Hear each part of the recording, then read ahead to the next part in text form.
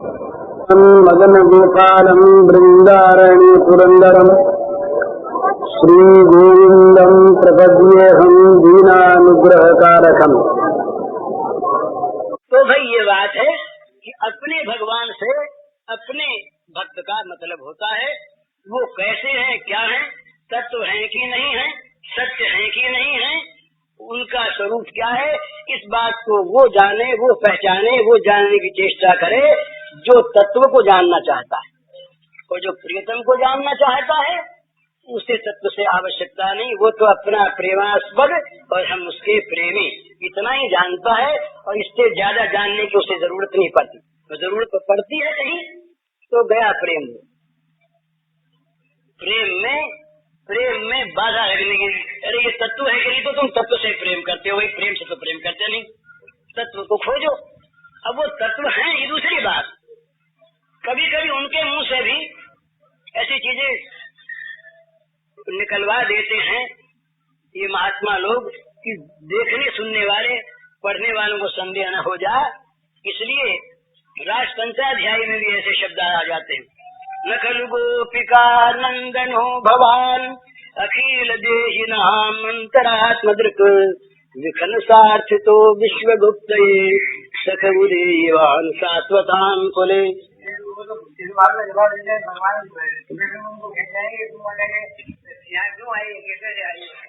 कुछ भी जवाब दें, किसी बात का जवाब दें, वो यहाँ पर उनके शब्द ऐसे निकलते हैं कि नखल गोपिका नंदनो भगवान, आप केवल गोपिका नंदन ही नहीं हैं, अखिल देह नाम अंतरात्मा दृष्ट, अखिल प्राणियों के अंतरात्मा के दृष्टा आप हैं, साक्षी हैं।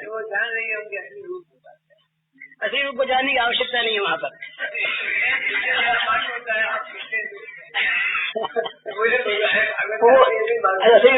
असली रूप को जानना वहाँ बाधक होता है। वो तो हाथ जोड़ खड़ी हो जाएंगे वहाँ पर, वो उनसे वो रास विहार नहीं करना चाहेंगे। वो तो दूर से हाथ जोड़ने, महाराज दूर से नमस्कार आपको, विष्णु भगवान उनको आशीर्वाद देंगे, सुखी रहो तुम। वहाँ वो प्रियतम है ऐसा नहीं कहेंगी, श्रेष्ठ नहीं कहेंगी, धूर्त नहीं कहेंगी, कैतव नहीं कहेंगी। कैतव कहते हैं, धूर्त कहते हैं, छलिया कहते हैं, दगेबाज कहते हैं, झूठे कहते हैं। ये सब विशेषण जो हैं भगवान के, वो मैया यशोदा मैया, वो स्तन्यकाम, दुर्दांत,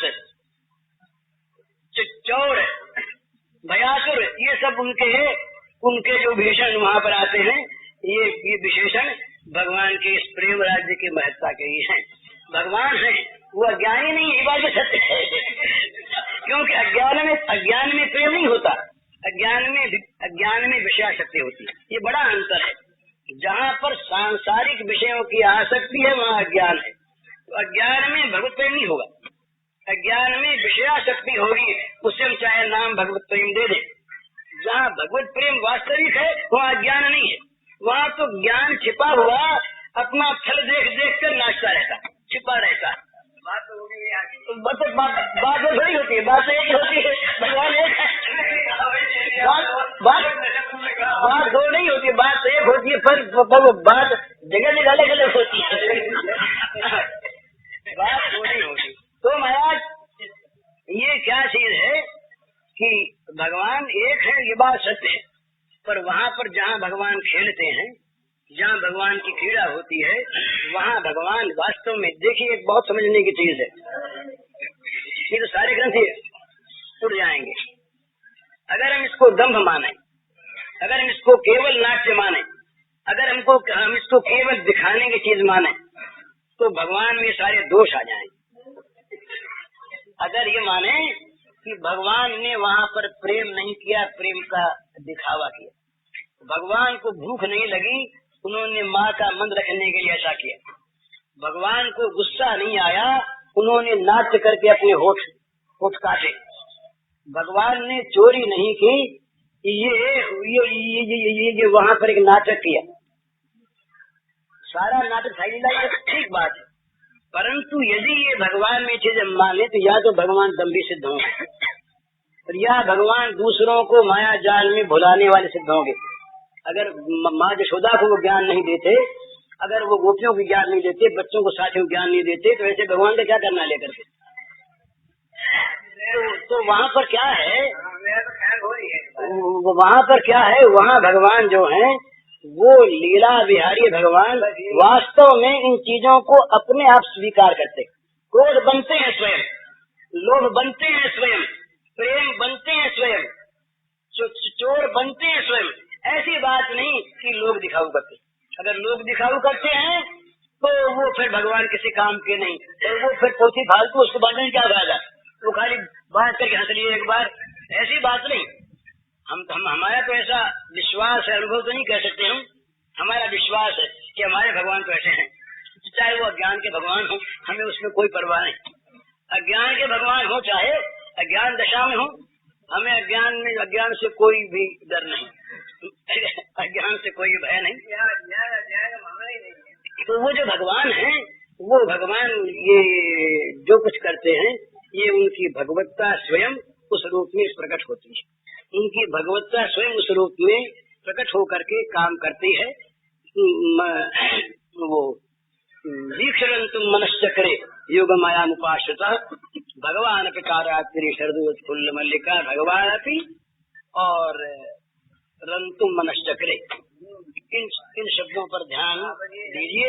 रंतुम मनश्चक्रे, रंतुम मनश्चक्रे, इसी में सारा तत्व भरा हुआ है। तो खैर इस बात को छोड़ दें, हम तो कुछ जानते मानते नहीं है, हम तो ऐसे ही बग देता। अच्छा, उसका अर्थ तो लंबा है महाराज, उसका अर्थ शब्दों से नहीं बताया जा सकता। वो तो हुआ था, आप नहीं थे तो 4 दिन 5 दिन तक वही अर्थ हुआ था, 5 दिन तक यही अर्थ हुआ था यहाँ पर, परंतु मनुष्य करे पर ये स्वरूपानंद वितरण किया भगवान ने। रमण 3 प्रकार के होते हैं, विषय रमण विषयी का, आत्म रमण ज्ञानी का मुमुक्षु का, और स्वरूपानंद वितरण ये भगवान का रमण। रमण शब्द से डरने की आवश्यकता नहीं। तो ये स्वरूपानंद वितरण भगवान का है, इसलिए उन्होंने अपने आप मन का निर्माण किया और रमण करने की इच्छा की।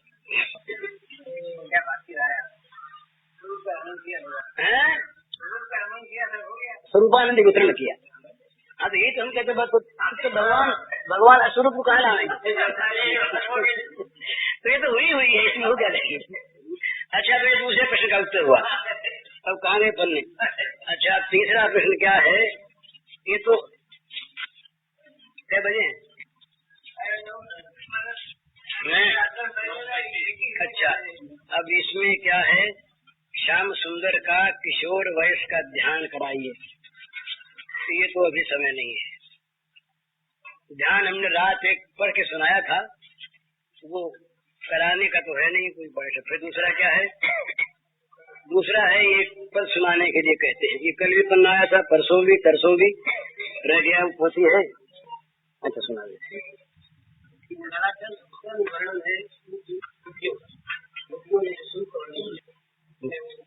हाँ हाँ, अच्छा, ये बहुत नई चीज नहीं है, पुरानी चीज संसार में नया कुछ है ही नहीं। वो जो पुरातन पुरुष है वही नित्य नूतन है, तो वो नित्य पुरातन नित्य नूतन। तो और कहाँ से कहें? हमको आपकी नजर करते हैं महाराज, हम तो आपके पीछे भी चलने वाले हैं, कहाँ कहें दूसरी बात? आपकी बात कहें, दूसरी बात कहाँ लाए? कहाँ दूसरा है नहीं। तो जो नित्य नूतन है वही नित्य पुरातन, उसकी बात भी नित्य पुरानी होने पर भी नित्य नहीं, ये विशेषता उसमें। जगत की बात पुरानी होने पर नहीं होती, और यहाँ नित्य नवीन और नित्य पुरातन, ये भगवान की बात। तो ये एक भाव है। ये राधा रानी का ऊंचा भाव ये नहीं है, वो तो अपने को सर्वथा अयोग्य मान करके वो उनको उलाहना नहीं देती, वो तो अपने को अलग करना चाहती है। ये इसमें कुछ उलाहना है और इसमें अपनी कुछ महत्ता उनकी है, पर वो प्रेम की ऊंची चीज। तो इस पद को सुनाने के लिए 4 दिन से 5 दिन से मेरे पास पर्चे आ रहे हैं, तो आज सुना दें।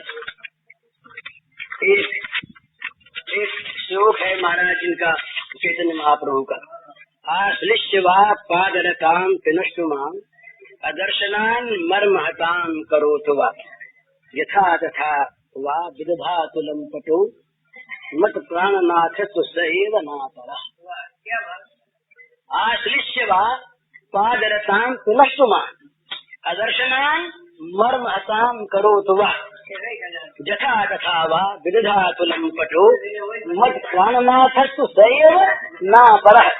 भाई वो ठुकरावे चाहे मारे, चाहे हृदय से लगावे, चाहे ठोकर मार दे, बस वो चाहे लंपटता करे, कुछ भी हो, पर हमारा तो प्राणनाथ वही है, दूसरा कोई नहीं। इसी भाव पर ये पद है।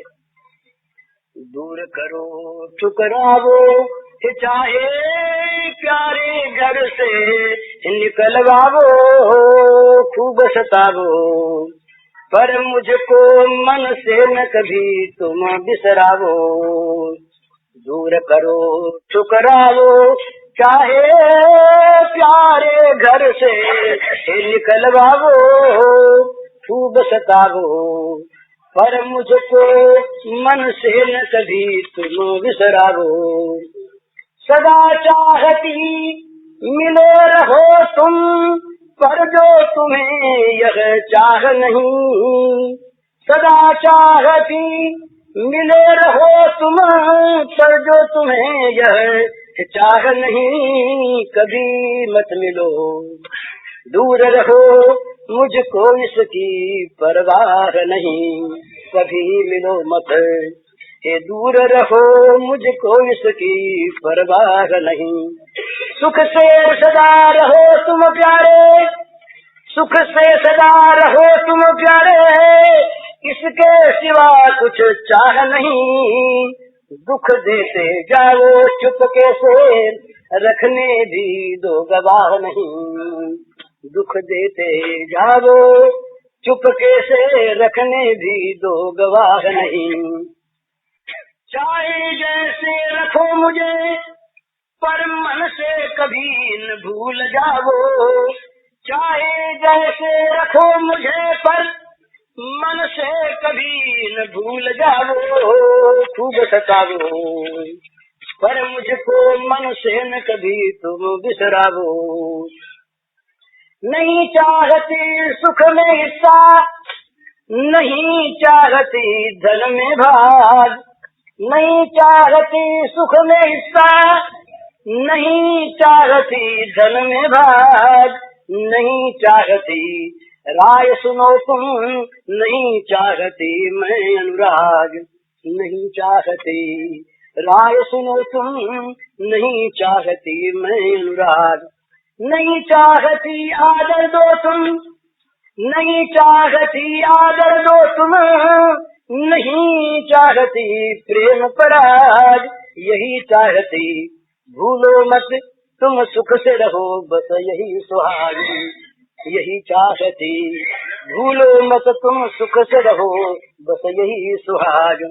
अपनी चीज को चाहे जैसे, बरतो कभी मत सकुचावो। अपनी चीज को चाहे जैसे, बरतो कभी न सकुचावो। खूब सतावो पर मुझको मन से न कभी तुम बिसरावो। यही सुहाग बड़ा भारी है, जो तुम नहीं भुलाते हो। यही सुहाग बड़ा भारी है, जो तुम नहीं भुलाते हो। सता सता कर निर्दयता से मुझको सदा रुलाते हो। ये सौभाग्य। यही सुहाग बड़ा भारी है, जो तुम नहीं भुलाते हो। सता सता कर निर्दयता से मुझको सदा रुलाते हो। रुलाते हो भूलते तो नहीं ना? अगर भूल गए होते तो रुलाते क्यों? यही सुहाग बड़ा भारी है, मुझको नहीं भुलाते हो। सता सता कर निर्दयता से मुझको सदा रुलाते हो। दुखों के संदेश भेज कर, दुखों के संदेश भेज कर बरबस पास बुलाते हो। ठुकराते गिर पड़ती तब तुम भुजबर स्वयं उठाते हो। दुखों के संदेश भेज कर बरबस पास बुलाते हो। ठुकराते गिर पड़ती तब तुम भुजबर स्वयं उठाते हो। इसी तरह मेरी सुख साधों को पूरी करते जाओ। इसी तरह मेरी सुख साधों को पूरी करते जाओ। खूब सतावो पर मुझको मन से न कभी तुम बिसरावो। रुचि तुम्हारी मेरी रुचि हो, चाह तुम्हारी मेरी चाह। तुम अगर चाहते हो कि तुम नरक में जाओ तो बस यही मेरी इच्छा हो कि मैं नरक में जाऊं। तुम चाहते हो कि तुम अमुक प्रकार से दुख सहन करो, मैं यही चाहूंगी कि दुख सहन करूं। रुचि तुम्हारी मेरी रुचि हो, चाह तुम्हारी मेरी चाह। हो चाहे प्रतिकूल सर्वथा इसकी मुझे न कुछ परवाह। हो चाहे प्रतिकूल सर्वथा इसकी मुझे न कुछ परवाह। चाहे दम घुट जाए, चाहे दम घुट जाए, मुख से कभी नहीं निकलेगी आह। चाहे दम घुट जाए, मुख से कभी नहीं निकलेगी आह। तुम ही प्राण प्राण हो मेरे, तुम ही सब चाहों की चाह। तुम ही प्राण हे प्राण हो मेरे, तुम ही सब चाहों की चाह। मेरा भाव नहीं बदलेगा, मेरा भाव नहीं बदलेगा, भले बदलते तुम जाओ। मेरा भाव नहीं बदलेगा, भले बदलते तुम जाओ। खूब सतावो पर मुझको मन से न कहीं तुम बिसरावो। हम लोगों के भाव में यही एक दोष है कि हम लोग जिस किसी से भी, भगवान से भी अपनी अनुकूलता चाहते हैं, उनकी मर्जी में अपनी अनुकूलता नहीं देखते। वो जो करना चाहते हैं वो मंगलमय है या अलग चीज, मंगलमय तो है ही। उनकी चाह के विरुद्ध जो हम कुछ करवाना चाहते हैं तो हमारी मूर्खता है, परंतु प्रेम इससे आगे बढ़ता है।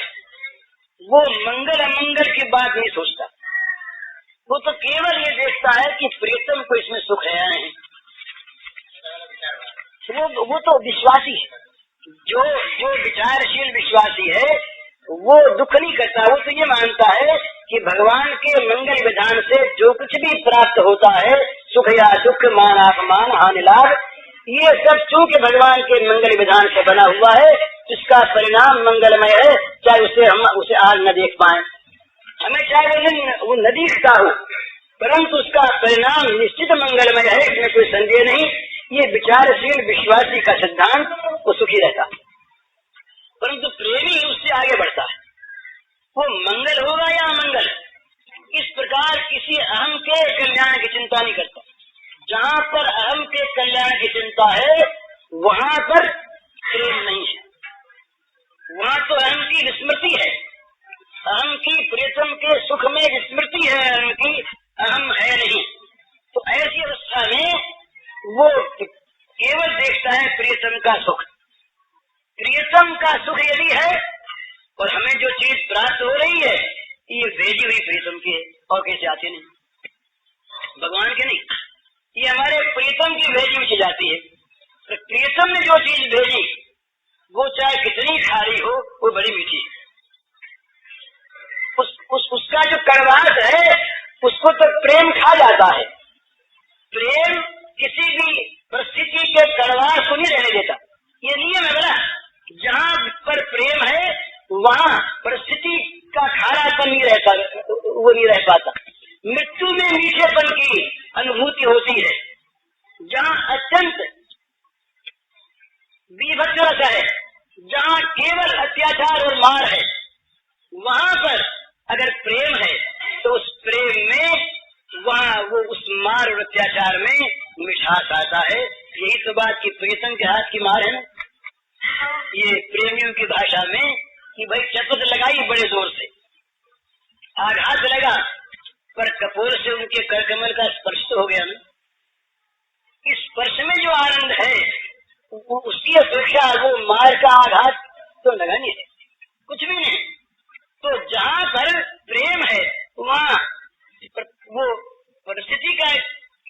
आभास है वो नहीं रहती। तो वहाँ पर केवल रहता है आनंद, केवल रहता है सुख, केवल रहता है रस। इसलिए वो प्रेमी किसी अवस्था विशेष की प्रतीक्षा नहीं करता, आकांक्षा नहीं करता, बात नहीं देखता कि ऐसी चीज होनी चाहिए। वो केवल एक ही देखता है कि मेरे प्रियतम को सुख है या नहीं। बस उसका सुख जहाँ दिखता, उसके चेहरे पर, उसके अधरोष्टों पर जहाँ मुस्कान दिख पड़ी और वो मुस्कान दिखी यहाँ गले में फांसी लगने पर, तो ये कहेगा जरा जोर से फांसी लगे हो और मुस्कान चीजें होती। हरिदास महाराज रहे, लोक कल्याणकारी भावना जागृत हुई। वो काजी के उन जल्लादों ने कोड़े मारने शुरू किए भिगो भिगो कर। बोले छोड़ हरिनाम और लगेगा, बोले बोलो हरिनाम फिर मारो। अरे हमें कोड़े मार कर भी नाम लेते हैं, कहे छोड़ो हरिनाम, तो छोड़ो के साथ हरिनाम आता है ना। इनके मुंह से हमारे प्यारे का नाम निकलता है और हमें बदले में मार पड़ती है, तो पड़े। बोले और मारो और बोलो हरिनाम। वो कहते लो मारते छोड़ो हरिनाम, और मारो बोलो हरिनाम। ये उनकी जीवनी में बात आती है, दास के जीवनी में। तो प्रियतम का नाम, प्रियतम का मिलन, प्रियतम का सुख किसी भी मूल्य पर अगर मिलता हो तो वो सस्ता मिलता है, उसका मूल्य हम चुका सकते ही नहीं। हमारा दुख क्या प्रियतम के सुख का मूल्य हो सकता है? हम तो मरने वाले हैं ही, ये चीजें नष्ट होने वाली हैं ही। ये अगर पहले नष्ट हो गई तो बिगड़ा क्या? प्रेम के न होने पर भी तो नष्ट हो सकती थी। ये नष्ट हो जाए, सारी तरह से नष्ट हो जाए, सब में आग लग जाए, सब बिगड़ जाए और सब में लगानी होगी आग ही महाराज। कबीरा खड़ा बाजार में लिए लुकाती हाथ है, जो घर फूके आपनो आवे मेरे साथ। समझे? ये तो घर फूक तमाशा है। जब तक घर को बनाए रखोगी ये मैं और ये मेरा, तब तक उलझे रहो इसमें, तब तक नहीं कह सकोगे कि मैं भगवान का, और तब तक ये नहीं कह सकोगे कि भगवान मेरे।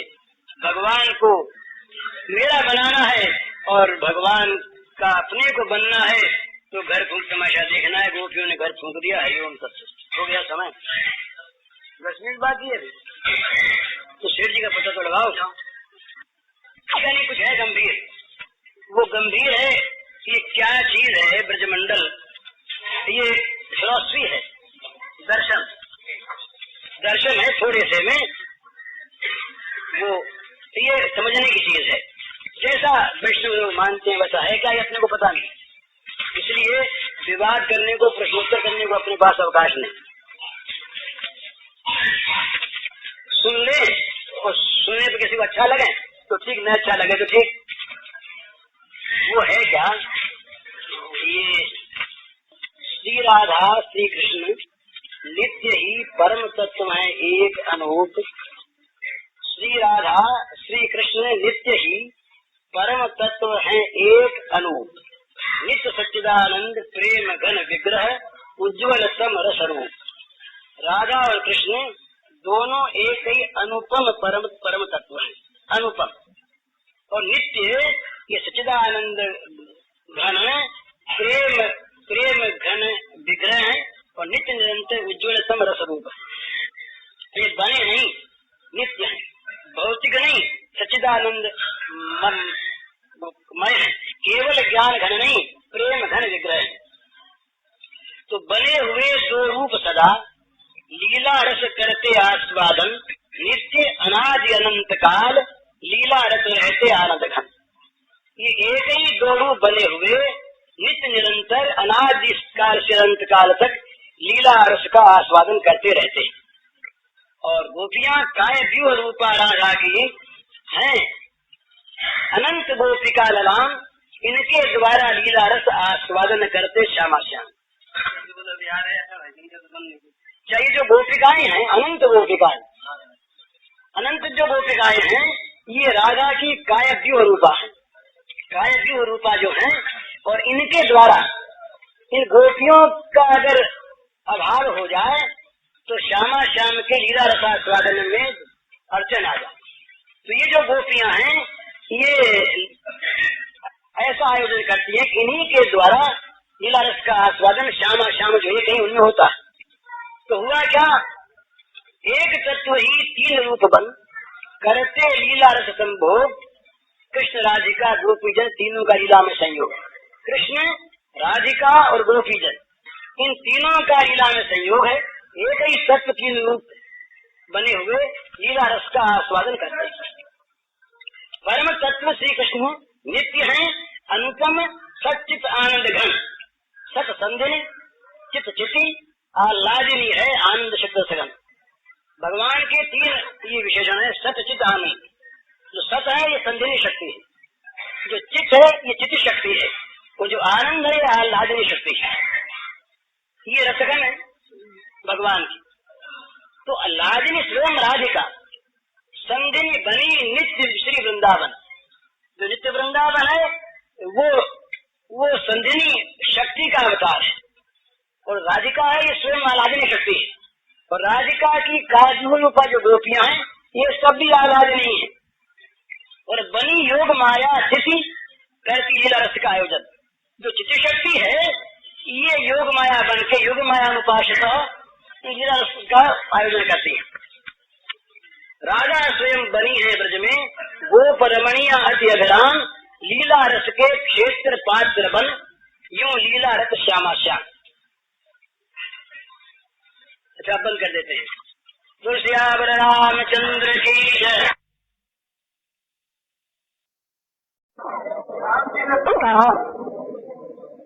प्रत्येक क्षण भगवान की सेवा में लगना चाहिए। कुरुक्षेत्र ही नहीं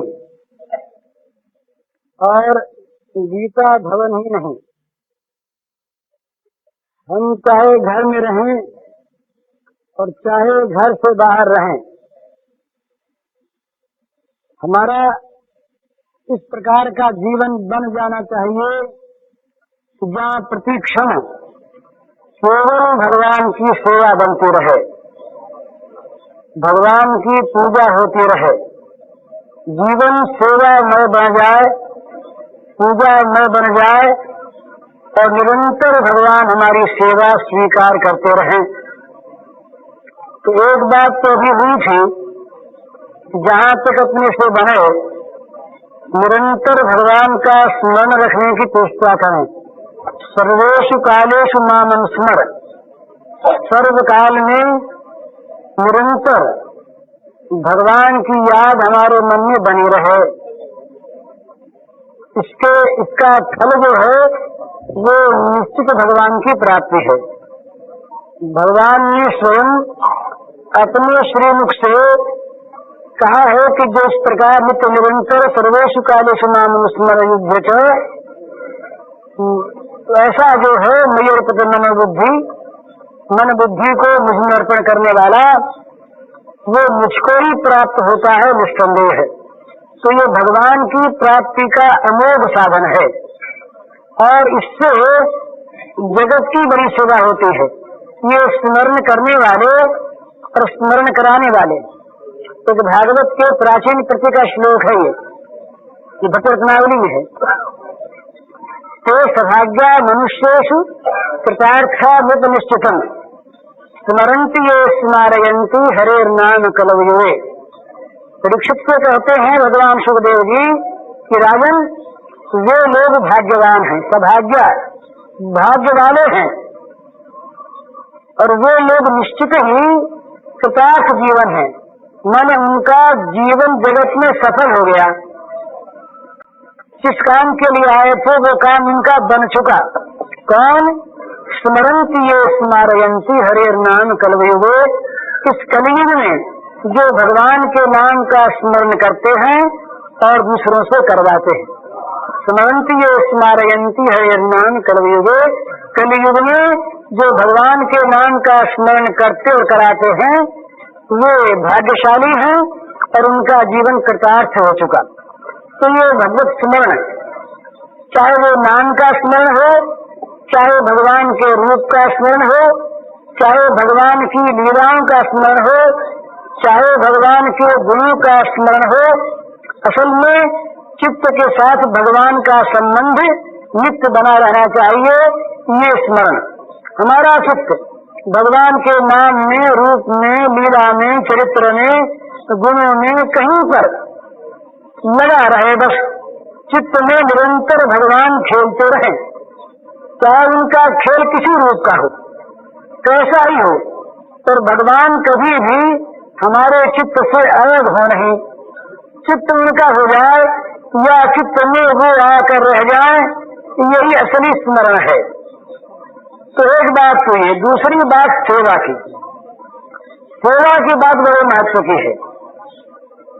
सेवा की बात यह है कि हम दिन भर जो काम करते हैं ना, घर का काम, ये जहाँ घर की ममता और घर की आसक्ति को लेकर अपने सुख के लिए, अपने इंद्रियों की तृप्ति के लिए, अपने मनोरथ की पूर्ति के लिए हम करते हैं, तो वो सेवा नहीं है, वो भगवान की सेवा नहीं है।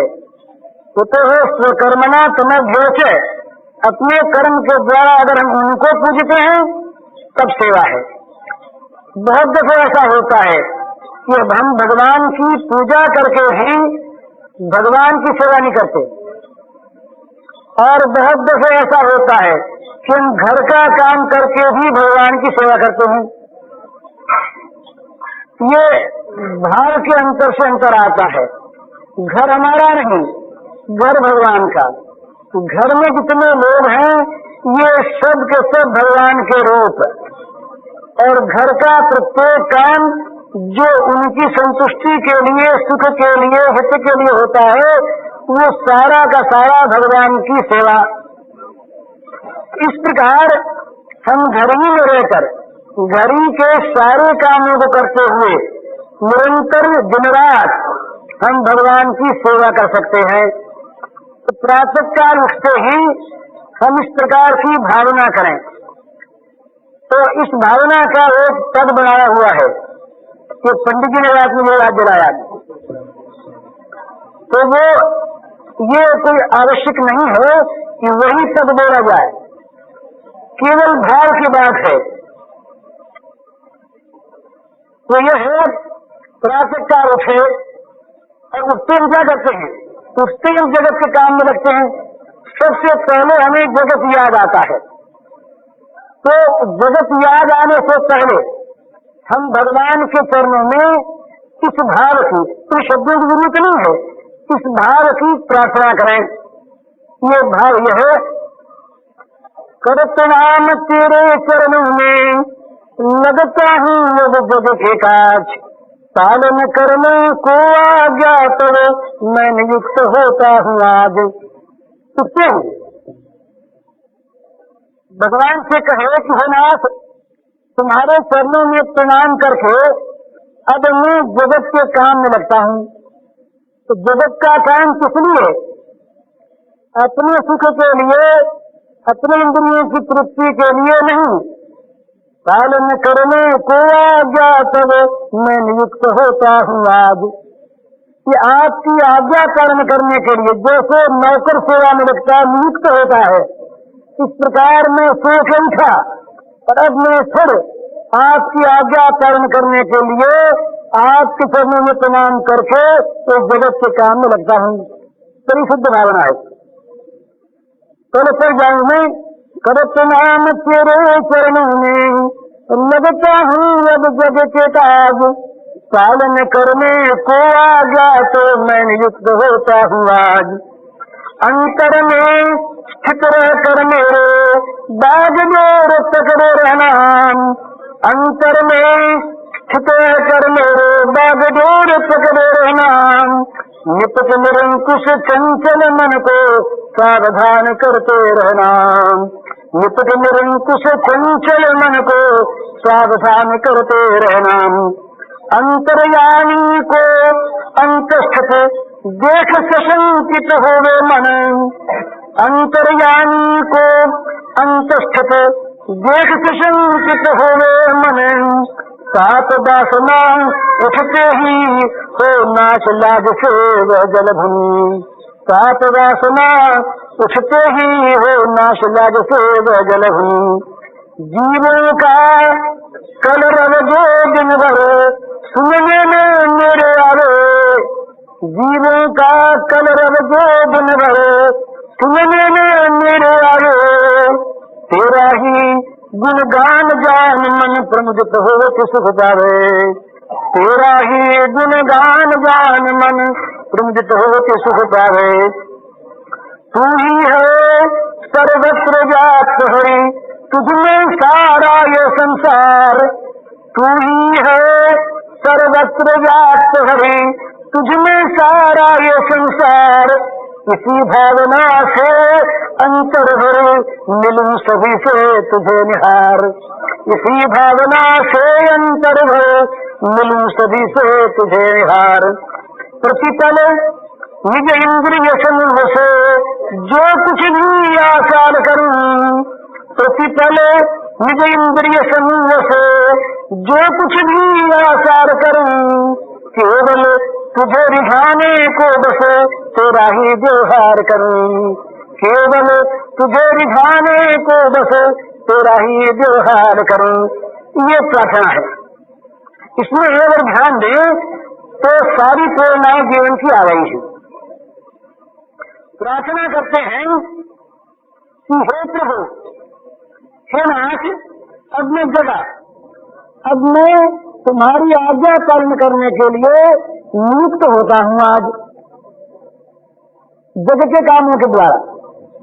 तो महाराज मेरी प्रार्थना पहली तो यह है कि मेरे अंतर में आप निरंतर रहना, और रहकर क्या करना, ये मेरे मन की लगाम को पकड़े रहना।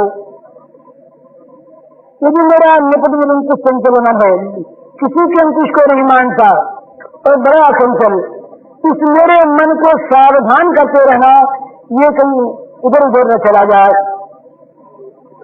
तो दूसरी प्रार्थना, हे नाथ, ये मेरा मन निरंतर अपने अंदर तुम अंतर्यामी को देखकर डरता रहे। भाई हम किसी बुरे काम को करना चाहते हूँ और वहां अगर कोई अच्छा आदमी आ जाए तो ला जाती है ना, हमारी वो बुरी क्रिया तुरंत वहां पर नष्ट हो जाती है। मान लीजिए हम कोई किसी के साथ कोई बुरी बात कर रहे हैं और सोच भी आ गए तो क्या होगा, इनको देखते ही तुरंत हमारा वो कार्य बंद हो जाएगा, बड़ी लज्जा आएगी कि ये क्या कर रहे थे, नष्ट हो जाएगा। तो भगवान से कहते हैं कि अंतर्यामी को अंतस्थ देख सुसंचित हो मन, सात वासना उठते ही हो नाश लाज से वह जलभन। जब कभी पाप की वासना मन में उठे तो हे नाथ, तुम उसी समय अपनी झांकी दिखा देना कि देखो मैं देख रहा हूँ, देखो मैं देख रहा हूँ। तो ये मन में आते ही और पाप वासना महाराज जल भुन जाएगी, यह आप करना। फिर भाई दिन भर जगत में रहना है, दिन भर जगत के जीवों की वाणी सुनना है, तो नाना प्रकार की वाणी सुनने से मन में राग द्वेष आएंगे, मन कभी चला जाएगा। तो नाथ एक काम और करना, ऐसा भाव बनाना, जीवों का कलरव जो मेरे सुनने में दिन भर आवे, जीवों का कलरव जो मेरे सुनने में दिन भर आवे, तेरा ही गुणगान गान मन प्रमुदित होती सुख पावे। चिड़िया बोली तो बोल लगे ना, कौवा बोला, कोई आदमी बोला, हे नाथ ऐसा करना कि मेरा मन निरंतर प्रत्येक जीव की वाणी में तुम्हारा गुणगान सुनो। हरेक जीव तो तुम्हारा ही गुण गा रहा है, प्रत्येक प्राणी तुम्हारे ही गुणगान में निरंतर रत है, बस मैं केवल यही सुनूं। और मेरा चित्त क्षण क्षण में तुम्हारी वाणी सुनकर, तुम्हारी मधुर वाणी का अनुभव करके और ये निरंतर प्रमुदित होता है, सुख पाता रहे। और महाराज एक बात और होगी, जगत में नाना प्रकार के, नाना भात के, नाना भावों के, नाना स्वभावों के, नाना आकृति प्रकृति के जीव हैं। महाराज मुझे ऐसा बना दो कि सब में मैं आपको देखूं और हृदय के प्रेम से भरकर मैं सबसे मिलूं। मेरा किसी से भी मिलन बाहर का न हो, बाह्य न हो, अंतर के प्रेम से हो, और अंतर का प्रेम केवल इस बात को लेकर के हो कि सबके रूप में आप हैं। तो कहते हैं तू ही है सर्वत्र व्याप्त हरि, तुझमें सारा ये संसार। तू ही है सर्वत्र व्याप्त हरि, तुझमें सारा ये संसार। इसी भावना से अंतर भरे, मिलूं सभी से तुझे निहार। इसी भावना से अंतर भरे, मिलूं सभी से तुझे निहार। तो इसी भावना से सारे संसार में तुम व्याप्त हो, तो सारा संसार तुम में है, तुम ही तुम हो। इस भावना से हृदय के प्रेम को लेकर, अंतर को भरकर मैं सब में तुझको देख कर सबसे मिलूं। और महाराज जो कुछ काम करूंगे क्या करूं? आंख देखेगी, कान सुनेंगे, जीभ चखेगी, ये त्वगिंद्रिय स्पर्श करेगी, ये कान सुनेंगे, नाक में गंध आवेगी, और काम होंगे सब घर के काम, बाहर के काम। तो महाराज इन कामों में मेरा ये भाव रहे।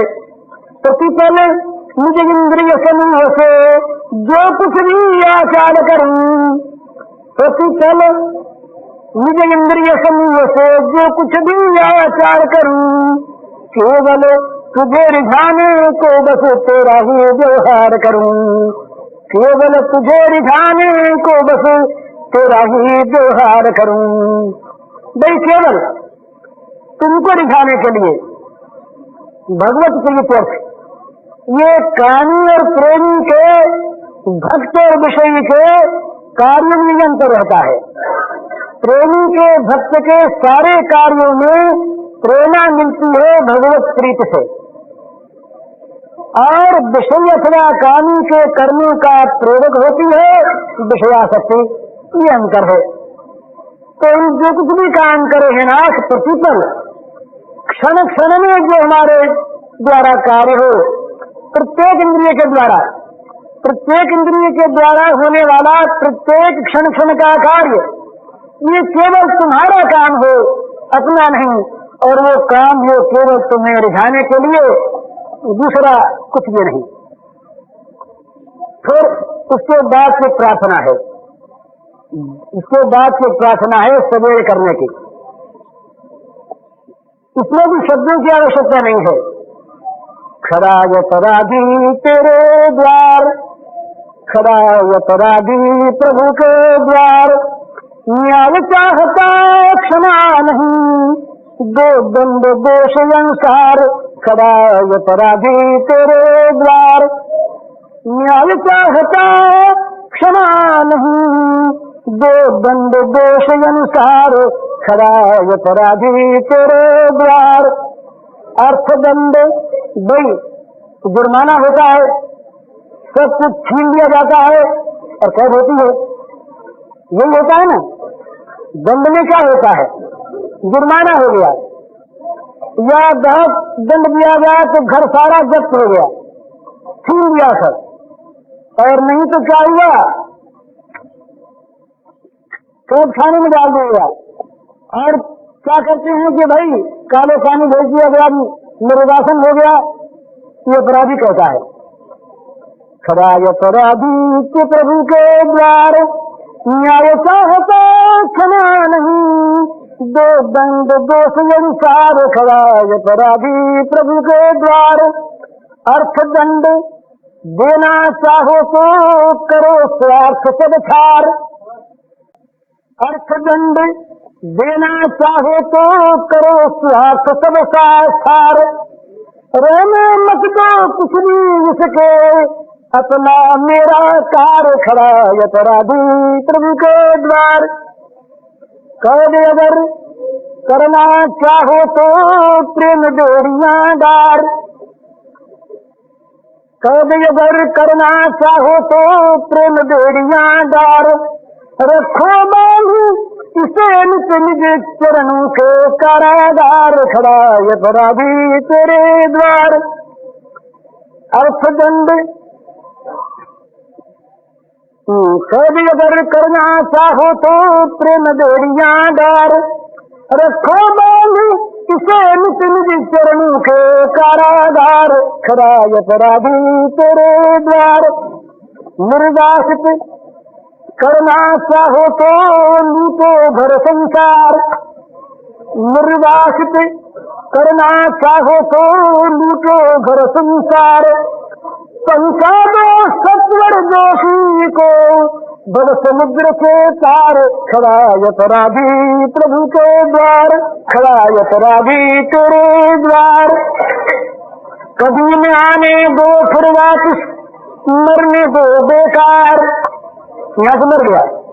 कभी न आने दो फिर वापस, मरने दो बेकार, बजाने दो उनसे वहां सच्चिदानंद की धार, खड़ा अपराधी तेरे द्वार। इस प्रकार से ये कुछ भगवान की प्रार्थनाएं हैं। ये इनसे क्या होता है, किस प्रकार के भाव बने और इन भावों के अनुसार ये शब्दों की आवश्यकता नहीं है। तो भगवान से प्रार्थना करे और एक प्रार्थना ये करे, ये बड़ी भारी एक मनुष्य के अंदर बहुत बड़ा दोष होता है और वो दोष होता है विद्वानों में अधिक, उपदेशकों में अधिक। वो दोष होता है बुद्धि का, और वो बुद्धि जब तक रहती है इस दोष के रूप में तब तक साधना रुक जाती है। तो एक प्रार्थना है, एक प्रार्थना बड़ी सुंदर है। बना दो बुद्धिहीन भगवान, वो बुद्धि चाहते हैं, बना दो बुद्धिहीन भगवान, तर्क शक्ति सारी हर लो, हरो ज्ञान विज्ञान, बना दो बुद्धिहीन भगवान, हरो सभ्यता शिक्षा संस्कृति नए जगत की शान, हरो सभ्यता शिक्षा संस्कृति नए जगत की शान, विद्या धन मद हरो, हरो हो हरो सभी अभिमान, बना दो बुद्धिहीन भगवान, नीति भीति से हिंद छुड़ा कर करो सरलता दान। चालीसवीं, नीति भीति से हिंद छुड़ा कर करो सरलता दान, नहीं चाहिए भोग योग कुछ, नहीं मान सम्मान, बना दो बुद्धिहीन भगवान,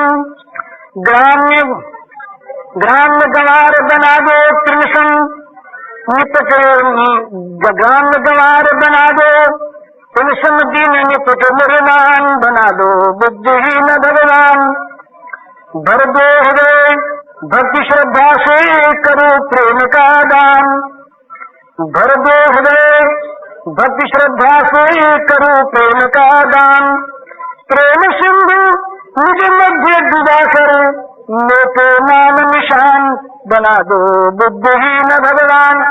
ये कुछ नमूने हैं। भाव यह है कि अपना जीवन प्रभु सेवा में रहे, प्रभु स्मरण में रहे, प्रभु की निरंतर लगा रहे। ये सावधानी साधना है। ये साधना का अर्थ क्या है? ये जगत की ओर बहते हुए प्रवाह से जीवन की गति को मोड़कर भगवान की ओर लगाए रखना, इसमें कहीं पर असावधानी न हो जाए, ये जीवन कहीं भगवान की ओर से मुड़कर जगत की ओर न बह जाए, इतना करना है। जीवन की गति, जीवन तो जा ही रहा है और जितने भी हमारे कर्म हो रहे हैं ये गति है। तो जीवन की गति का लक्ष्य क्या है? जीवन की गति का लक्ष्य भगवान है। तो चाहे हम घर में रहें और चाहे बाहर रहें, चाहे कुछ भी करें, अगर हमारा लक्ष्य भगवान है, हमारे जीवन की गति भगवान की ओर है, तो हम साधना में लगे हैं। और मंदिर में बैठे हुए भी विरोध नहीं करता मंदिर का। मंदिर तो बड़ी सुंदर चीज है, भगवान का धाम है। तो अपनी नीचता में हम मंदिर में बैठकर भी हम अगर भगवान को भुला देते हैं और जगत की ओर हमारे जीवन की गति हो जाती है, तो मंदिर में रहकर भी हम भगवान के नहीं हैं। ठाकुर जी की पूजा करते हुए हाथ में हमारे आरती है और घंटी बज रही है, ऐसी अवस्था में भी अगर हमारे मन में यह भाव है कि देखो हमारी आरती उतारने का जो ये सुंदर ये ढंग है, इसको देखने वाले हमको भक्त मान लें और हमको भक्त मानकर हमारी पूजा करें। अगर आरती करते समय भी हमारे मन में ये जगत की ओर दृष्टि है तो हम भगवान की पूजा नहीं कर रहे हैं।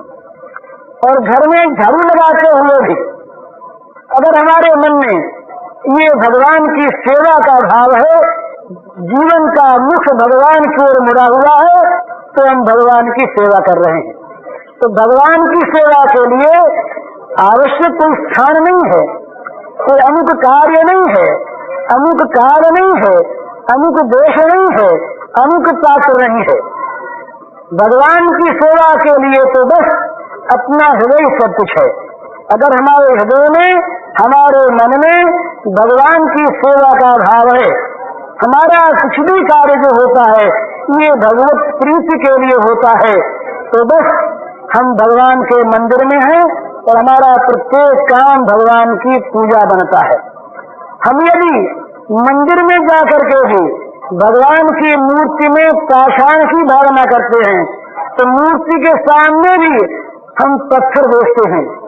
और हम यदि जगत के प्रत्येक प्राणी में, नरक के कीट में भी, गंदे से गंदे प्राणी में भी अगर हम भगवत भावना करते हैं तो भगवान कभी हमसे ओझल नहीं होते। योमान पश्यति सर्वत्र सर्वंच मयि पश्यति तस्याहं न प्रणश्यामि सतमे न प्रणश्यति।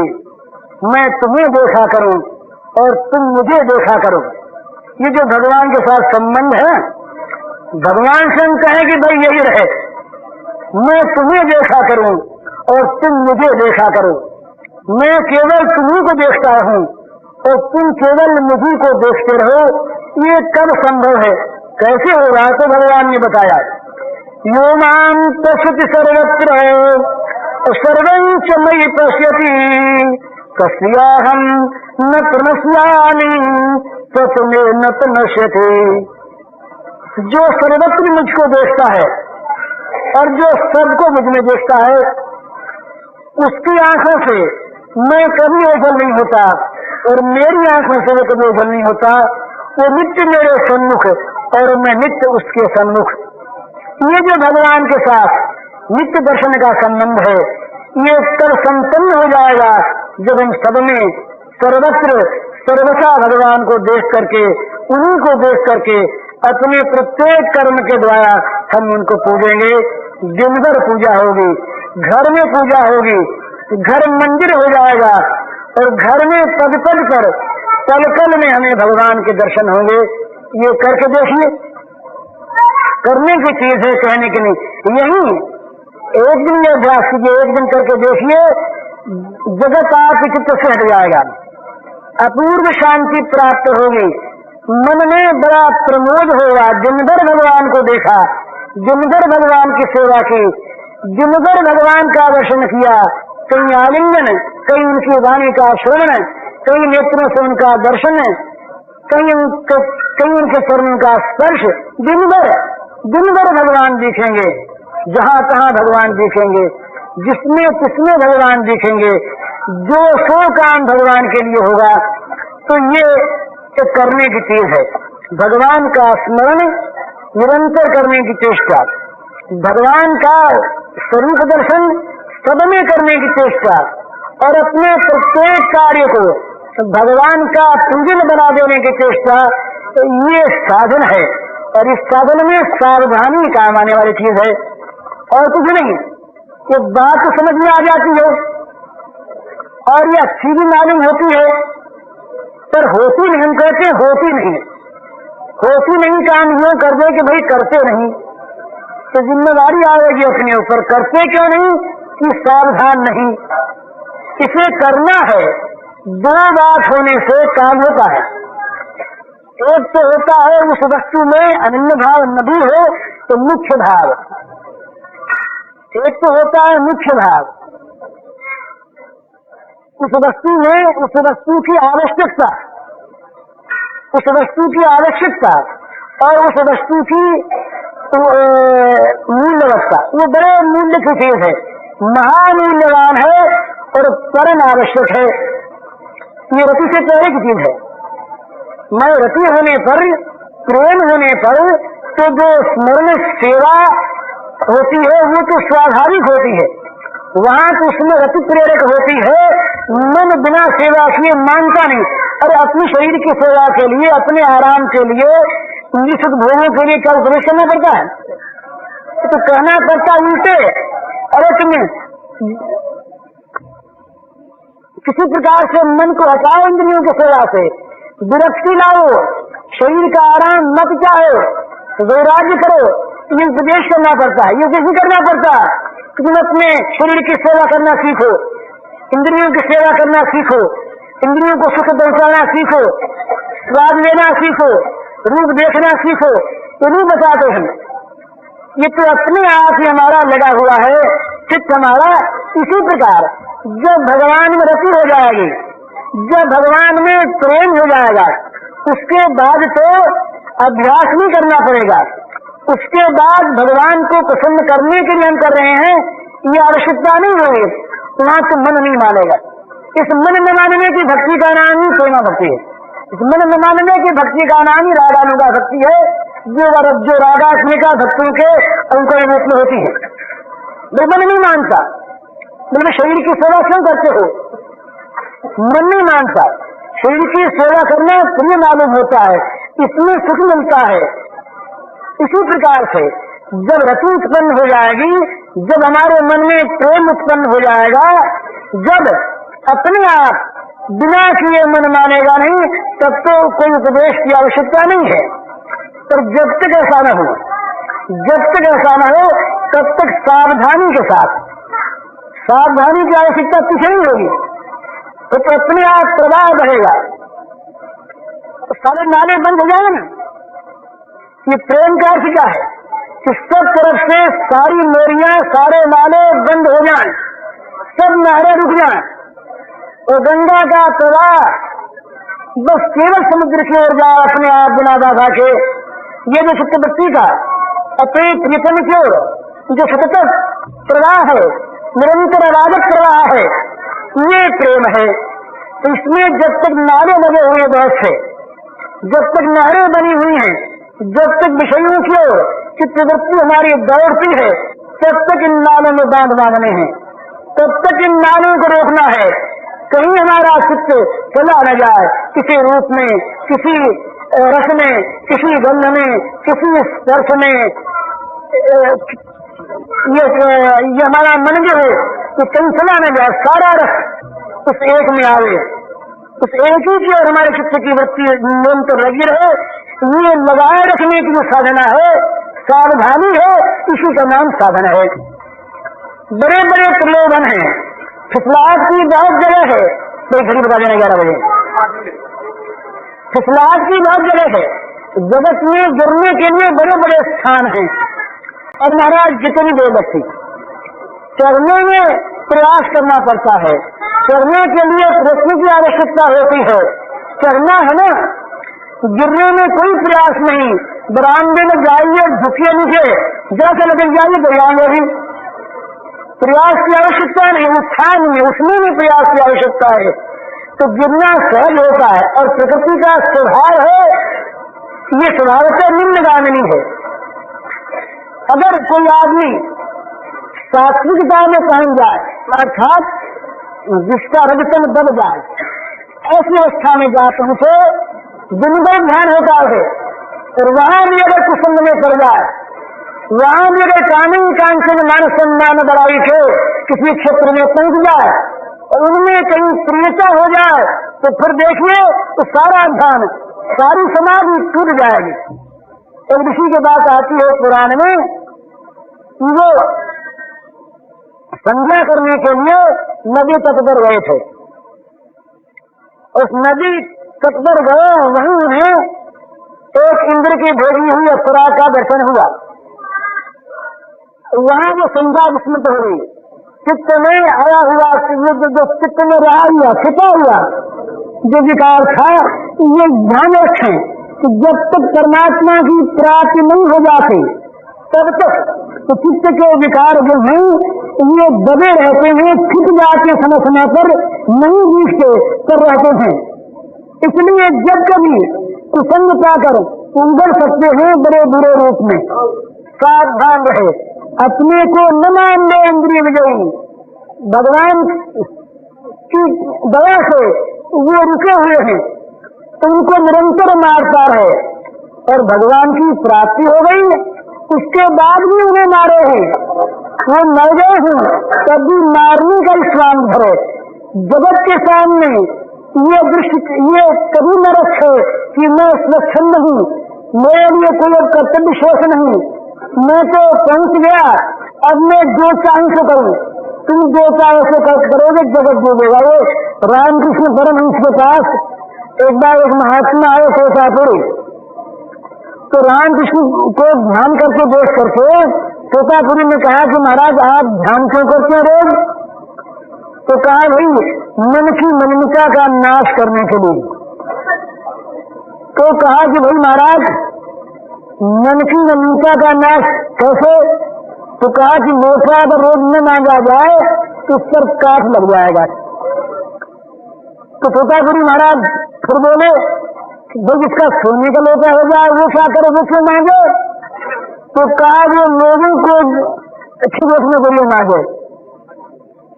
सोने का तुम्हारा तो हो गया, तो सारे जगत के पास तो पीतल का है ना, दोनों चीजें एक से। जगत वाले समझेंगे कि ये नहीं मांग से तो हम भी क्यों मांगे? तुम्हारा तो सोने का था, काफी लगेगा, पर उनके तो लगी जाएगा। इसलिए मैं ध्यान करता हूँ। ये अपने भगवान श्री रामचंद्र, भगवान श्री कृष्ण, उनके जीवन की जो दिनचर्या आती है उसमें देखिए, भगवान का ध्यान करते हैं, प्रातः काल स्नान करते हैं, संध्या करते हैं, अग्निहोत्र करते हैं, गुरुजनों को प्रणाम करते हैं, माता पिता को प्रणाम करते हैं, दान करते हैं, यज्ञ करते हैं। ये क्यों? क्या उन पर किसी कर्तव्य का बोझ था? कौन से उन्हें कुछ करना था? इसलिए कि सारा जगत मर्यादा में रहे, सब कर्मों में लगा रहे। इसलिए कभी भी ये नहीं देखना है सिद्ध पुरुष को भी। सिद्ध पुरुष के लिए कर्तव्य बताने वाले हम कोई नहीं होते। शास्त्र कहता है कि सिद्ध पुरुष भी भगवान कहते हैं कि लोक संग्रह के लिए मैं बिना इच्छा के, बिना आवश्यकता के भी मैं सत्कर्मों में लगा रहता हूँ। नान वातम वास्तव्यम वर्त कर्मणि। इसलिए जो साधक है उसके लिए तो खास चीज है कि वो कभी भी ये न माने, कभी भी ये न समझे कि मेरी इंद्रियां वश में हो चुकी, मैं संसार को पार कर चुका, तो मैं कुछ भी करूं, कहीं रहूं, किसी रूप में रहूं, धन में रहूं, प्रियों में रहूं, मेरा कुछ नहीं व्यवस्था, ये कभी न समझे। बचता रहे कामनी से, कांचन से, मान से, सम्मान से, बड़ाई से, लोभ से, निरंतर बचता रहे। अगर वो बचता रहेगा तो बचेगा। और बचेगा कैसे? अपने बल से नहीं, ये भगवान की कृपा के बल से बचेगा। भी पढ़ने को बहुत आ गए और समय हो गया, तो कहने का मेरा मतलब ये है कि सावधानी साधना है। सावधानता के साथ सचेत रहकर अपने जीवन को भगवान में नित्य नित्य लगाए रखे। जगत की ओर न मुड़ने दे। जहाँ जगत की ओर जाने लगे तो कान पकड़ दे, खबरदार कहाँ जा रहे हो। और भगवान से प्रार्थना करेंगे, भगवान आज मत जाने देना इसको, ये तो जाएगा, बड़ा दुर्भर्ष है, बड़ा संचल है, मानेगा नहीं, इसकी डोरी आपके हाथ में, पकड़ लो इसको। और जब भगवान पकड़ लेंगे बस फिर न कहीं जाएगा न जा सकेगा, भेजना चाहेंगे तो दिल ही मुड़ेगा। इस प्रकार सावधान रहें और भगवान में जीवन को लगाए रखें कि भगवान हमारे यहाँ रोज आते हैं और दिन भर में सैकड़ों बार आते हैं, और वो कहते हैं कि भाई तुम हमें हृदय में बसा लो। वो रहने के लिए आते हैं और हम उन्हें आकर के कहते हैं कि भाई अभी तो महाराज दूसरे काम में लगे हैं, आप कल आइयो। तो फिर आते हैं, तुम्हें फिर लौटा देते हैं। अर्थात हमारे मन में जो भगवान की स्मृति होती है ना, किसी बहाने भी हमें जो भगवान याद आते हैं, ये माने भगवान हमारे मन में आते हैं। कभी कभी भगवान की कृपा का जो हमें भान होता है, ये मानो भगवान हमारे सिर पर हाथ रखते हैं, हम उसे भूल जाते हैं। इसका मतलब ये हुआ कि भगवान के हाथ को अलग कर देते हैं। हम कभी नहीं, अभी जरूरत नहीं, अभी तुम्हारे सिर पर दूसरों का हाथ है, अभी तो हमारे सिर पर धन का हाथ है, पुत्रों का हाथ है, पिता का हाथ है, ये संपत्ति का हाथ है, मान सम्मान का हाथ है। जरूरत होगी हम आपका हाथ ले लेंगे। और महाराज अभी फुर्सत नहीं है, इतना काम लगा है, जब आवश्यकता होगी तब हम आपको पकड़ लेंगे। तो नित्य नित्य आए हुए भगवान को हम धक्का देके निकाल देते हैं। कभी कभी धक्का देते हैं, कभी कभी तो मानपूर्वक कहते हैं, कभी उपेक्षा से कहते, कभी धक्का देते हैं। तो ये रात मैंने कहा था कि आज रात को काम करें, किसी ने किया हो, कोई मारे ने, कोई भाई ने, तो वो जाने, मुझे पता नहीं। मैंने प्रार्थना की थी कि आज रात को काम करें, जब भगवान आने ना घर में घुसे। ये भगवान जो है ना, ये कोई बहाना चाहते घुसने का, कहीं भी जरा सा किवाड़ खुला मिल जाए जीव के हृदय का कपाट, तो ये चुपके से घुस जाते हैं, और घुसने के बाद इन्हें निकलना आता नहीं। ये इनमें बड़ा दोष है। पकड़ने के बाद छोड़ना नहीं आता, और घुसने के बाद निकलना नहीं आता। एक बार ये घुस जाए तो जरा सा किवाड़ खोल के रखिए, और जब वो आ जाए तो उन्हें पकड़ा दीजिए अपना हाथ, उन्हें पकड़ लीजिए, अपनी जाने देंगे। तो बस वो अपने हृदय में आपके अवरुद्ध हो जाएंगे, निरुद्ध हो जाएंगे, तो वहीं रह जाएंगे, बंध जाएंगे। ये बात आपको मेरे सिंधुरे में तो कही थी, अजय सिंधुरे की बात हुई।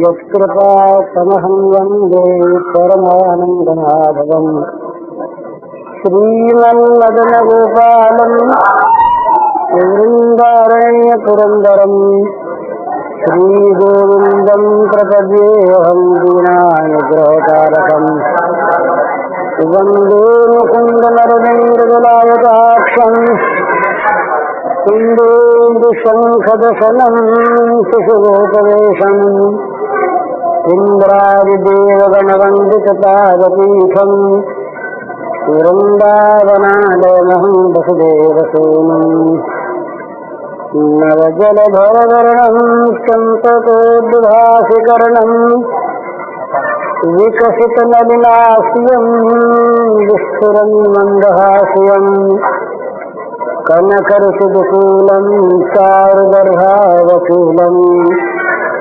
कमतिनिशिलसारम् कुमारम् कुशलेन्द्रपदकञ्जमञ्जुलौ कोमलावजमहेशवन्दितौ जानकीकरसरोजलालितौ चिन्तकस्वमनभङ्गसञ्जनौ।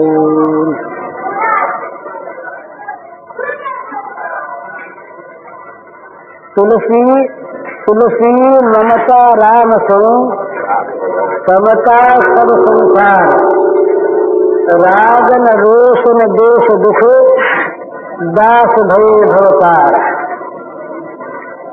जगत में बंधन किस वस्तु का है, किस चीज को लेकर हम सब बंधे हुए हैं, और जो बंधन कटता नहीं बड़ी मुश्किल से, वो बंधन है ममता का, मेरेपन का बंधन है। ये शरीर मेरा, ये मकान मेरा, ये वस्तु मेरी, ये संबंधी मेरे, इस प्रकार ये ममता का बड़ा कठिन बंधन है जो कटता नहीं।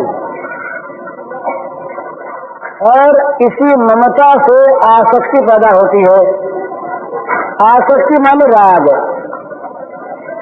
ममता की वस्तु में राग होता है, और जो इसका प्रतिद्वंदी है उसका नाम द्वेष है। तो ये राग और द्वेष, ये राग और द्वेष, ये संसार की प्रत्येक वस्तु में निरंतर वो रहते हैं, और इन्हीं राग द्वेष से हम लोग बंधे हैं।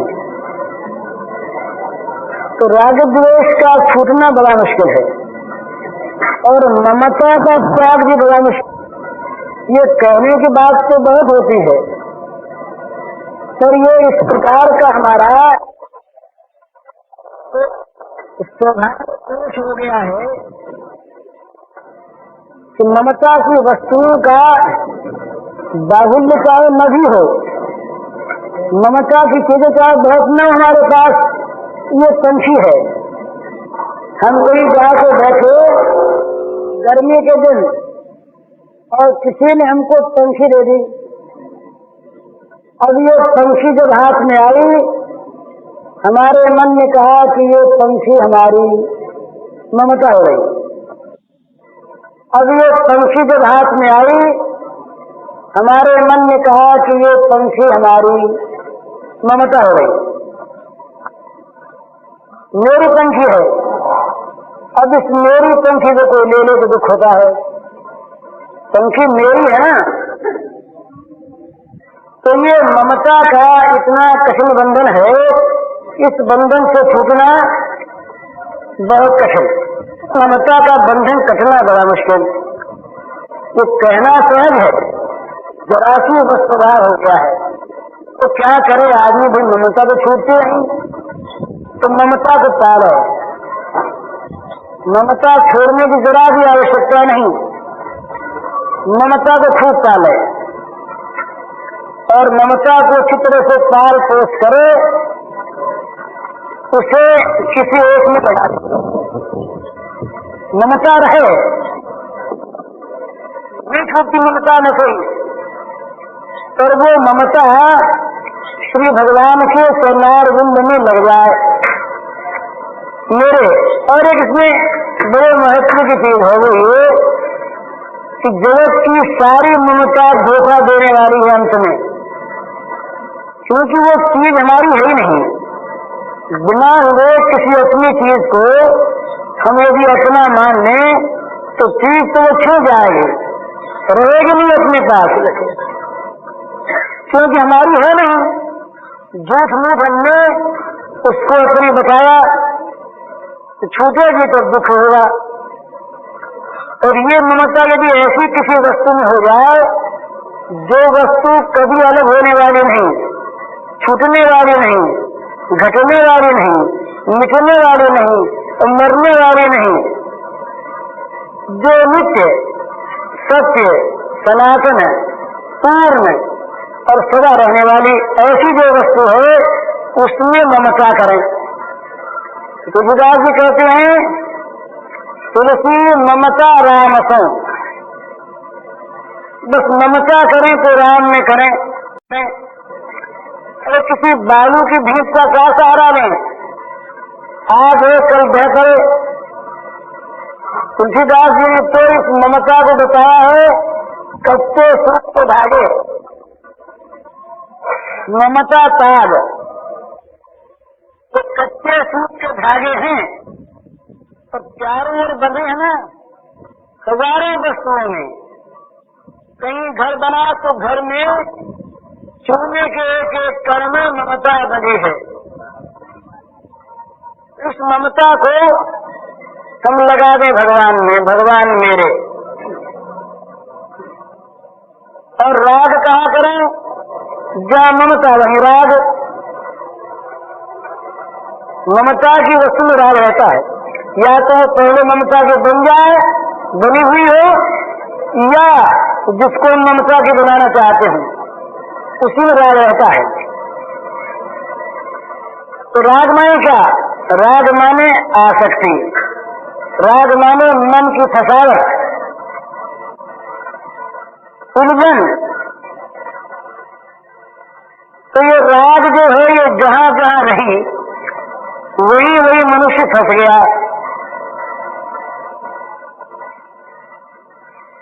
और यही राग फंसने में आदत नहीं है, फंसना चाहे पर फंसे वहां जो दूसरे को फांस के रख सके। इसमें है हम ही फंसते हैं पर वो फंसता नहीं।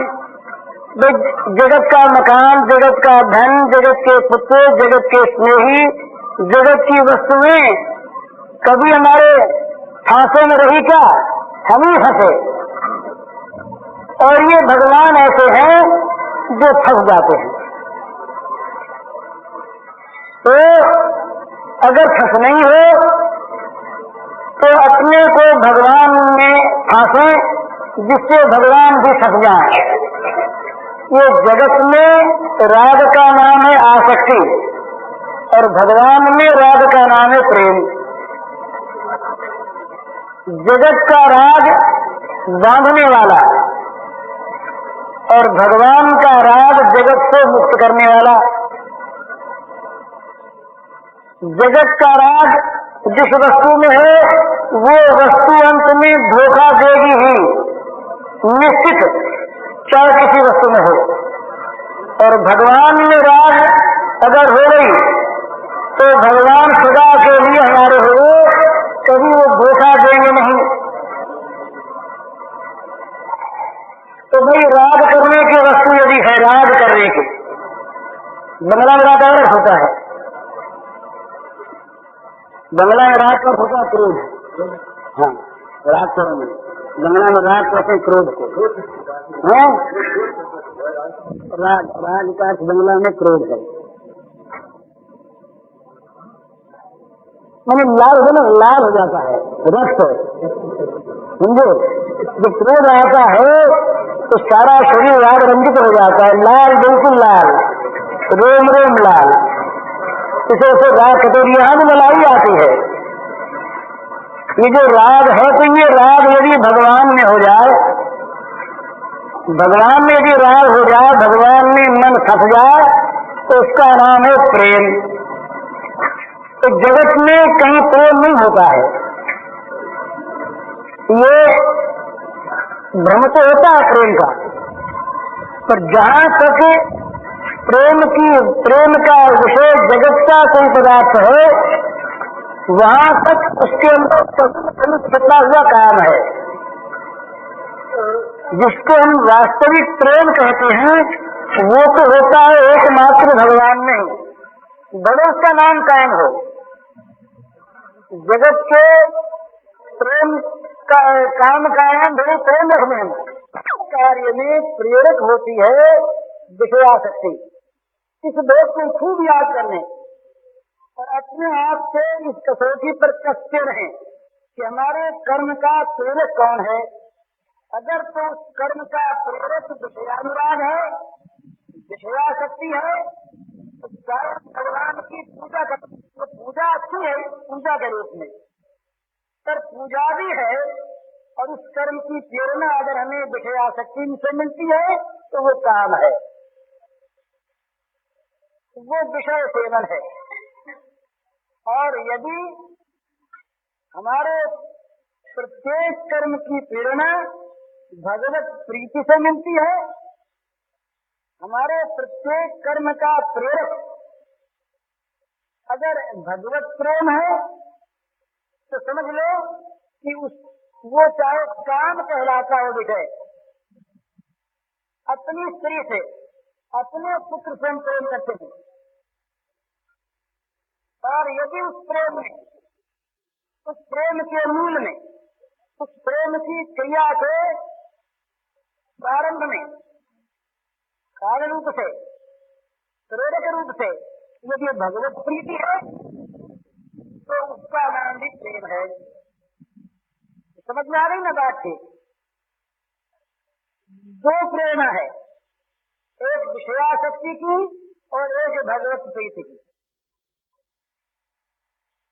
जहाँ जहाँ विषयासक्ति की प्रेरणा है वहाँ वहाँ काम है, और जहाँ जहाँ भगवत प्रीति की प्रेरणा है वहाँ वहाँ प्रेम है। तो भगवान है प्रेम से उत्सुक।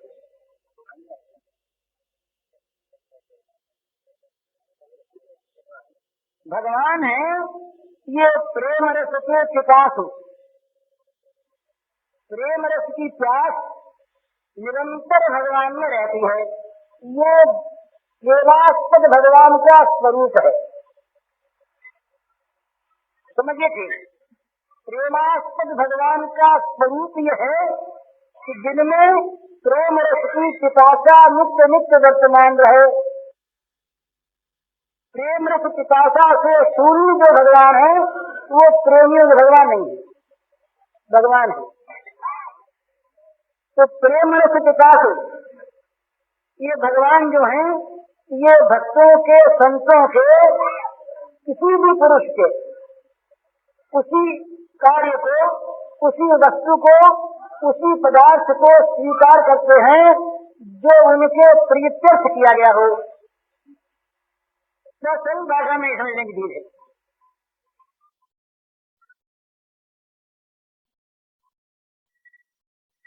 जो कार्य, जो प्रयत्न, जो चेष्टा, जो मनोरथ, जो भी कुछ भगवत प्रीत्यर्थ किया गया हो वो है भगवान के प्रेमरसित पिपासु हृदय को तृप्त करने वाली चीज। भगवान तृप्त होते हैं उससे कि जहाँ प्रेम रस है। तो इस कसौटी पर अपने प्रत्येक काम को हम कर सकते हैं, देख सकते हैं, अपने अंतर को हम जानते हैं। इसमें प्रेरणा विषयासक्ति की है या प्रेरणा इसमें भगवत प्रीति की है। यही ये एक भेद हो जाता, अंतर हो जाता है ठीक ठीक पहचानने के लिए। तो उसकी कसौटी है। अगर तो विषयासक्ति की प्रेरणा से होने वाला कोई कार्य है तो उसके अंदर अनुकूलता प्रतिकूलता में भेद रहेगा निश्चित। और यदि वो कार्य, वो चेष्टा केवल भगवत प्रीत्यर्थ है तो उसके फल की अनुकूलता प्रतिकूलता में भेद नहीं रहेगा, नित्य अनुकूलता रहेगी। इसलिए यदि हमें राग करना हो तो भगवान में करें, और द्वेष करना हो, भाई द्वेष न छूटा हमारा, तो मजे में द्वेष को रखो। द्वेष के रखने में कोई आपत्ति नहीं, राग भी रहे और हमारा द्वेष भी नित्य बना रहे। कहाँ द्वेष बना रहे? भगवत विरोधी कार्यों से। बस राजद्वेष में आपत्ति नहीं है। राजद्वेष तो जब संसार में लगते हैं तब आपत्ति है। और जहाँ भगवान की अनुकूलता प्रतिकूलता हमारे जीवन में प्रतिफलित होती है वहाँ द्वेष की भी आवश्यकता होती है। द्वेष रहे, सुहावे नहीं। भगवान का विरोधी कोई भी कार्य सुहावे नहीं। सुहाना क्या, मन में उदय हो नहीं। ऐसा उससे द्वेष हो गया कि मन में उससे उदय होने की संभावना नहीं। दूर से जैसे किसी द्वेषी को हम पहचान लेते हैं, इसी प्रकार हमारा मन भगवत विरोधी किसी कार्य को पहले से पहचान लेता है, उसको नहीं आने देता। मन इसी का नाम तो है कि उसका चित्त जो है, उसका जो मन है वो भगवान का ही काम करता है। भगवत विरोधी कोई चाहिए तो भगवान ने सबसी बात कह दी। एक बात के लिए हम लोग तो पढ़ जाते हैं, वो कहते हैं मजर पतन में बुद्धि है। वो आखिर का दानवानी मगर खुद मत में पास सारा घर तुम्हारे पास रहे, चीज तुम्हारे पास रही, सब तुम्हारा रहा, तुम्हारे पास रहा। और जो ये मन बुद्धि तुम्हारे पास है, ये मन बुद्धि तुम मुझे सौंप दो। बस मन बुद्धि हम भगवान को सौंप दें, इसके बाद सब अपने पास रखें। राग भी रखें, द्वेष भी रखें, छल कपट भी रखें, ये सब चलते हैं। इस सारे के सारे विशुद्ध हो जाते हैं और भगवत संपर्क में आकर। यही तो भगवान की कितनी दया। ये जितने दुर्गुण हैं, जितने ये दुर्विचार हैं, जितने दुर्व्यसन हैं, इन सब को अगर भगवान से जोड़ दे बना लेते हैं। यही तो बात है। उन विचारों की सब जगह काट ही काट, सब इनको गाली देते हैं। तो ये रो करके विचारे तो भगवान कहते हैं भाई कोई बात नहीं, लोग गाली भी इसका हम क्या करें। पर कोई यदि तुम लोगों को हमारे पास भेज दें तो हम तो अपना दरवाजा तुम्हारे लिए बंद नहीं करेंगे। तुम आओ हमारे पास, और जहाँ वो भगवान के उस घेरे में पहुंचे कि उनका दिव्यीकरण हो गया, फिर वो काम भी दीजिए, फिर वो क्रोध भी दे दे, वो राग भी दे दे, वो द्वेष भी दे दे, वो छल कपट भी दे दे। तो महाराज कोई बात आज आपको कहना क्षमा कीजिएगा, श्री कृष्ण की मुकुंद लीला में इस छल छद में कपट ये चलता है, ये क्या चीज है। वो जो करता है ना उस चीज को, वो तो उसके मन में छल कपट है, और मैं जिसके ये करता है उसके मन में छल कपट है। ये तो रसास्वादन की एक पद्धति है। छल किया ललिता ने, छल किया विशाखा ने, छल न किया। क्यों किया? क्यों किया? हमारे छल में और उनके छल में क्या अंतर है? ये बहुत मोटी बात कह रहा हूं मैं। ये श्री ब्रजांगनाओं के हृदय की बात तो मैं जानता नहीं, वो तो न मालूम कितनी ऊंची निर्वचनीय है। वो तो बिल्कुल मोटी बात है, वो ये है बहुत समझने की बात है। ये छल से सुख होगा, इस प्रकार की एक इच्छा पैदा हुई प्रेमास्पद में, और वो इच्छा प्रतिबिंबित हुई प्रेमी के ललिता के हृदय में। ललिता को छल नहीं करना अपने लिए, वो छल जानती नहीं, तो प्रेमास्पद के हृदय में उदित इच्छा का अवतरण हो गया ललिता के हृदय में। अब ललिता वो छल करती है, छद्म करती है। वो क्यों करती है?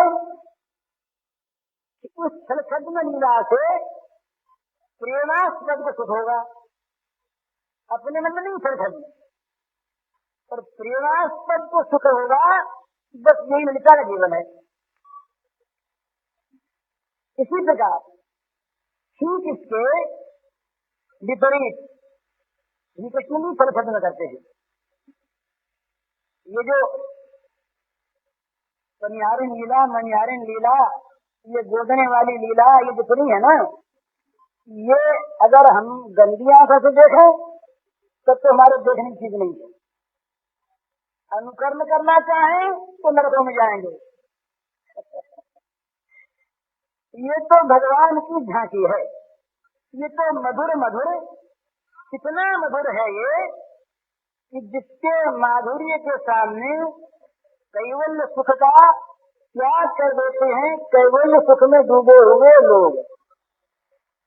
तो इसलिए इसको भगवत प्रीति की आंख से देखना चाहिए, और भगवत प्रीति की आंख से जब हम देखेंगे इस सिद्धांत से तो मालूम होगा कि उनके मन में, प्रेमियों के मन में छल छद्म कपट दंभ काम क्रोध लोभ मोह जगत के हैं, ये तो कभी कभी तो नष्ट हो चुके।